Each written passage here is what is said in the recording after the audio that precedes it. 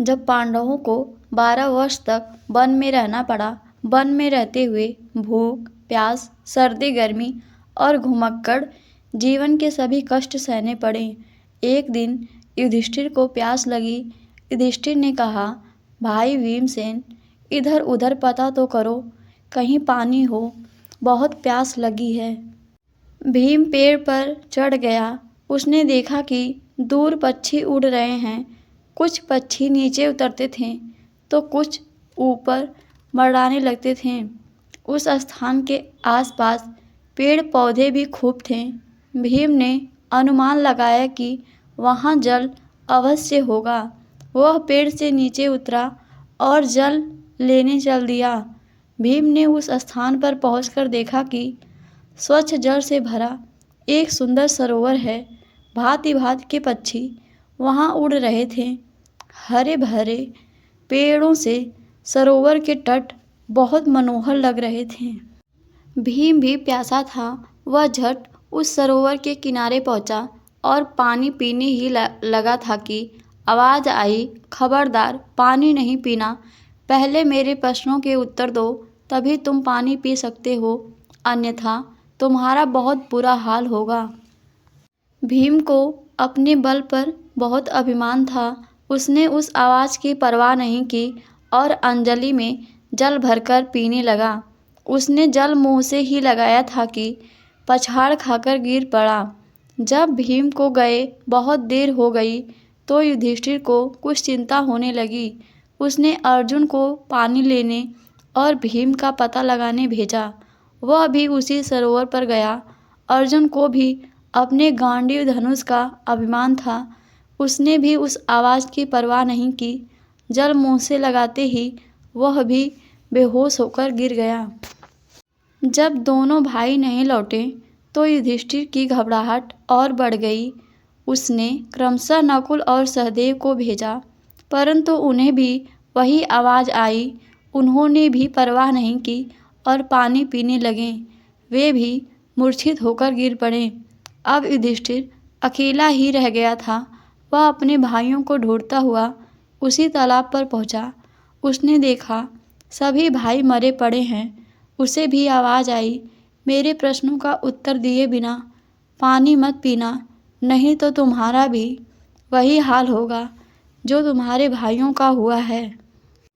युधिष्ठिर ने देखना चाहा कि यह आवाज़ कहाँ से आ रही है। पेड़ पर एक विचित्र पक्षी बैठा हुआ था। उसने जैसे ही उस पक्षी को देखा, वह एक दिव्य मनुष्य के रूप में युधिष्ठिर के सामने आ गया। युधिष्ठिर ने पूछा, हे दिव्य पुरुष, आप कौन हैं और आपके प्रश्न क्या हैं? उसने कहा, मैं यक्ष हूँ, इस सरोवर का स्वामी हूँ। पहले मेरे प्रश्नों का उत्तर दो, तभी तुम पानी पी सकते हो। युधिष्ठिर नम्रता से, आप प्रश्न कीजिए, मैं अपनी बुद्धि से जैसे भी हो सकेगा उत्तर दूंगा। यक्ष, भूमि से बड़ी कौन है और आकाश से ऊंचा कौन है? युधिष्ठिर ने उत्तर दिया, भूमि से बड़ी माता और आकाश से ऊंचा पिता है। यक्ष, घास से अधिक फैलने वाली वस्तु क्या है? युधिष्ठिर, चिंता घास से भी अधिक फैलती है। यक्ष, मनुष्य का साथ कौन देता है? युधिष्ठिर ने उत्तर दिया, धैर्य ही मनुष्य का साथ देता है। यक्ष, यश लोभ का एकमात्र उपाय क्या है? युधिष्ठिर, दान। यक्ष, वायु से भी तीव्र गति से चलने वाला कौन है? युधिष्ठिर, मन। यक्ष, विदेश जाने वाले का कौन साथी होता है? युधिष्ठिर, विद्या। यक्ष, किसे त्याग कर मनुष्य प्रिय हो जाता है? युधिष्ठिर, अहंकार। यक्ष, किस चीज़ को खोने पर दुख नहीं होता? युधिष्ठिर, क्रोध। यह सर्वोत्तम लाभ क्या है? युधिष्ठिर, आरोग्य।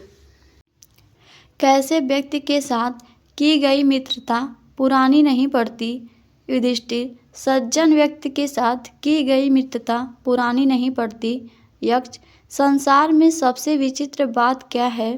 युधिष्ठिर, सबसे विचित्र बात यह है कि प्राणी प्रतिदिन मृत्यु को प्राप्त हो रहे हैं, परंतु अन्य लोग फिर भी जीने की आशा लगाए रहते हैं। इस प्रकार यक्ष ने युधिष्ठिर से अनेक प्रश्न पूछे। युधिष्ठिर ने यक्ष के एक एक प्रश्न का उत्तर बड़े धैर्य से सोच समझ कर दिया। युधिष्ठिर के उत्तर सुनकर यक्ष बहुत प्रसन्न हुआ। उसने कहा, हे धर्मराज, मैं तुम पर बहुत प्रसन्न हूँ। तुम अपने पांचों भाइयों में से जिस किसी एक को जिंदा करना चाहते हो, मैं उसे जीवित कर दूंगा। युधिष्ठिर बोला, यक्ष, यदि आप प्रसन्न हैं तो नकुल का प्राण दान दीजिए। यक्ष ने कहा, युधिष्ठिर, अपनी माता कुंती से उत्पन्न बलशाली भीम और गांडीवधारी अर्जुन को छोड़कर तुम नकुल को जीवित क्यों करना चाहते हो? यक्ष के इस प्रश्न का उत्तर युधिष्ठिर ने जो दिया वही धर्मपूर्ण उत्तर था।